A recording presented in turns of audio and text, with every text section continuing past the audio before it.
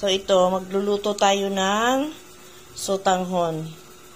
Yan, parang hapunan na yan.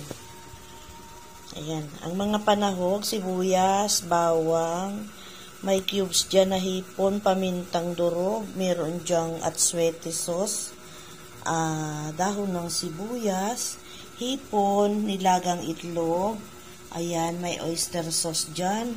At ito yung aming mga pinaghimayan ng manok. Yung mga buto-buto ng manok dahil nga kami ay nagtitinda ng mga pagkain. Ito yung mga pinagtanggalan ng laman. Pero may laman pa naman siya. Hindi naman siya as in butong-buto. May laman pa yan at may malasa yan. Panigurado ako malasa yan kahit ganyan na medyo buto-buto yan ng manok. So, ayan, lutuin na natin ang ating yummy sotanghon. Ayan, isa natin ang sibuyas at bawang.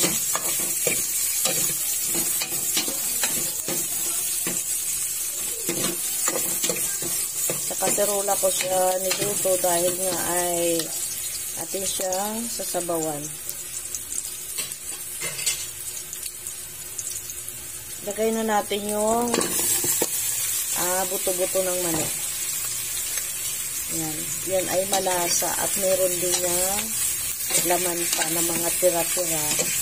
Para lang hindi matapon, gawa natin ang paraan. At iyan ay ating pang napapakinabangan.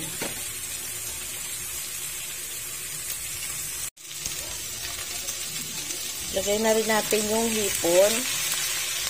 Ayan.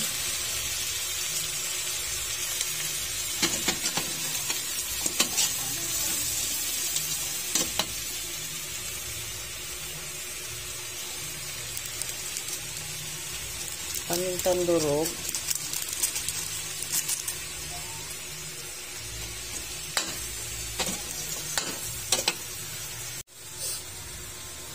Lagay tayo ng konting patis.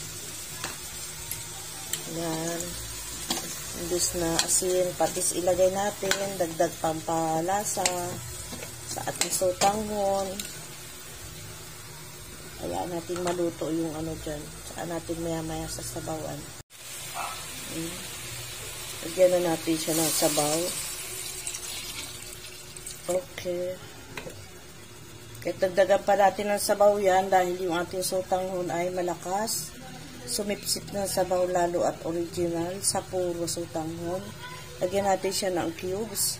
Kaya natin kumulo dyan bago natin ilagay yung ating ibang panahon. Kaya nakulo na siya. Maglagay tayo ng oyster sauce. Ayan.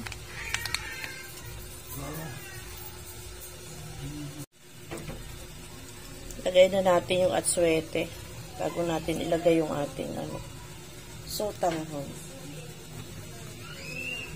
Tapos, tikman na natin kung tama yung lasa niya bago tayo maglalagay ng sotanghon. Dahil natikpan ko na yan at nandyan ang lahat ang mga ingredients, lagay na natin yung sotanghon. Masarap tong sotanghon na to. Ito yung sa puro sotanghon. Original na sotanghon. Ay, sarap.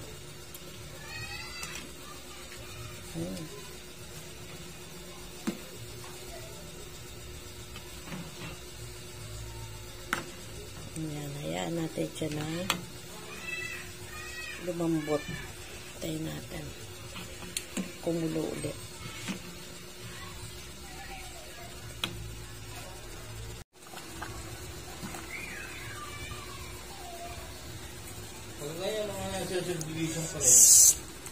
Ayun, luto na.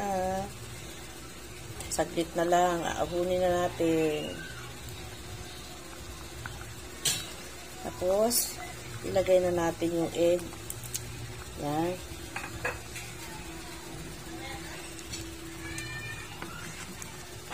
Ating yummy sotanghon. Okay, ang sarap. Yummy.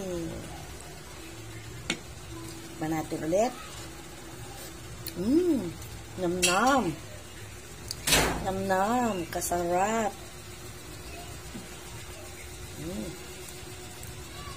Diba? Napakinabangan yung buto-buto ng manok. Kaya pag kayo gumamit kayo ng manok at hinimay ninyo, huwag nyong itapon yung mga buto-buto kasi may mga laman pa yun. Malasa kaya yun. May lasa. Kaya gamitin natin para sa ibang makakain natin, sa ibang ulam. Pwedeng pansahog yan. Right? Sarap.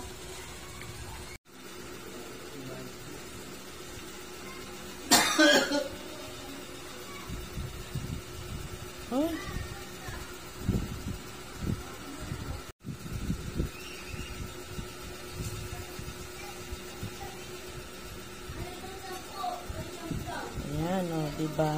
Ang sarap ng aking sotanghon. Yeah. Kain na tayo. Thank you for your watching. Maraming salamat sa support.